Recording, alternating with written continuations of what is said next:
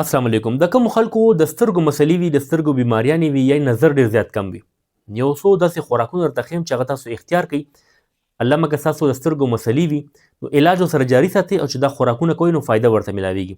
او که چېرې ستاسو سترګې صحتمند وي، نظر مو برابر وي، نو چې دا خوراکونه تاسو کوئ نو انشاءالله سترګو مسلې، د سترګو بیماریانې یا به مو نظر انشاءالله نه کمیږي. ګورئ په لومړي نمبر باندې د سترګو لپاره بهترین ویټامین چې کوم دی هغه ویټامین ای دی. ویټامین ای د سترګو چې کوم خشکي ده، هغه چې کوم وچوالی دی، هغې لپاره ډېر ضروري دی. د سترګو چې کوم انفیکشن دی یا د شپې چې چا نظر کم لګي، اکثر د خلکو د ورځې نظر صحیح وي، د شپې کم وي، نو په دغه کې ویټامین ای ډېر زیات بهترین رول ادا کوي. چې کم بدن کې ویټامین ای برابر وي نو د سترګو خشکي ورته نه وي، د شپې نظر صحیح لګي او انفیکشن ورته نه کیږي. نو ویټامین ای چې کوم دی هغه په ګازرې کې موجود دی. تاسو ګازرې خوراک کوئ، پروټین کې د ګازرو موسم دی، څومره ډېرې خوړی شي تاسو خورئ. په دویم نمبر باندې پالکو کې ډېر زیات دی ویټامین ای، او خواږه الوګان چې کوم بازار کې ملاویږي نو په دې کې ویټامین ای ډېر مقدار کې دی. دا تاسو روټین کې روزانه خورئ نو انشاءالله ستاسو به د نظر مسله هم نه راځي، ویټامین ای کمی هم برابریږي. په دویم نمبر باندې ویټامین سی ډېر ضروري دی سترګو نظر دپاره، د سترګو بیماریانو دپاره. د سترګو یو بیماري ده موتیا، هغې نه دا بچ کوي ویټامین سی تاسو.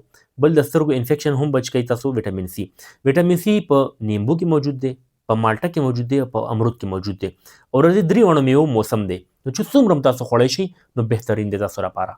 په دریم نمبر باندې د نظر کمی لپاره، خاص کر د مشرانو لپاره چې هغوی غواړي چې زموږ نظر دی یکدم کم نشي، په مزه مزه دې کمیږي و عمر سره سره، نو ویټامین ای مقدار د استعمال. ویټامین ای په پمپکن سیډز کې دی، یعنې کدو په زړو کې دی، کاجو، بادام، پر چې کوم دا ډرای فروټ دي وچې میوې دي، په دې کې ویټامین ای مقدار ډېر زیات سیوا وي. اخروټ چې کوم دی، اکوړ ورته موږ وایو، غوز ورته وایو، نو هغې کې هم د ویټامین ای مقدار ډېر زیات سیوا دی. نو څو دانې غوزه، اخروټ یا بادام او یا چې کوم کدو دی پمپکن سیډ خپلو مشرانو له والدینو لپاره د خامخا لږ مقدار کې ورکوئ. اومیګا 3 فیټي ایسډ بدن لپاره او د سترګو د صحت لپاره ډېر زیات ضروري دی. نو اومیګا 3 فیټي ایسډ چې کوم دی دا په کب کې دی، په فش کې، د ماهي په خوراک کې دی. دغسې چیا سیډ ورته موږ وایو، په هغې کې دی. السي سیډ ورته وایو، د السي تخم په هغې کې ډېر زیات مقدار کې دی. تاسو په دویم درېیم باندې د ماهي خوراک کوئ، ماهی خورئ، او چیا سیډ او السي سیډ لږ شان مقدار کې تاسو روزانه استعمالوئ، نو ستاسو بدن کې به د اومیګا 3 فیټي ایسډ کمی نه راځي، او چې کله دا کمی نه وي نو سترګو مسلې به انشاءالله نه راځي، او نظر به هم ورسره برابر وي. ویټامین بی 12 ورته وایي، هغه د سترګو نظر لپاره، د سترګو بیماریانو محفوظ پاتې کېدو لپاره ډېر زیات ضروري، کوم چې په غوښه کې موجود دی، په ماهي کې موجود دی، او په پوی کې موجود دی. ویټامین بی 6 په الوګانو کې موجود دی او په دالونو کې موجود دی. دا سترګو انفیکشن ختموي، د سترګو بیماریانو انسان محفوظ ساتي. د سترګو نظر لپاره، د سترګو بیماریانو محفوظ پاتې کېدو لپاره ویټامین ډي ډېر زیات ضروري دی. ویټامین ډي په هګۍ په زیړ کې دی، په ماهي کې دی، او په نور کې ناسته کې دی. دغسې ویټامین بی 1، ویټامین بی 2 دا هم ډېر زیات ضروري دي د سترګو صحت لپاره او د نظر لپاره. نو دا موجود دي په پویو کې، په هګۍ کې، په بادامو کې، په پلو کې، او په دالونو کې. مطلب څومره قسمه دالونه دي په دې ټولو کې دا ډېر زیات ویټامین بی 1 او بی 2 دا موجود دي.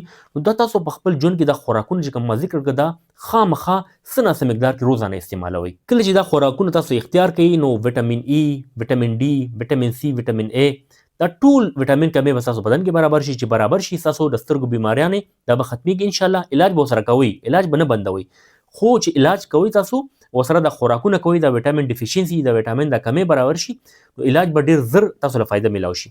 بل چې کوم خلک صحتمند دي چې هغوی د دې خوراکونو استعمال کوي نو سترګو بیماریانې به ورته نه راځي او نظر به زر نه کمیږي. اکثر یو عمر تقاضا وي، عمر سره نظر کمیږي، خو ډېر زر کمیدل چې کوم دي هغه په دې ویټامین باندې هغه موږ سټاپ کولی شو، روکولی شو. د کوم خلکو د سترګو څه بیماریانې وي، نظر یې کم وي، نو هومیوپیتھک یا دوايانې دا تاسو استعمال کولی شي، خو دا د خوراک دوايي ده.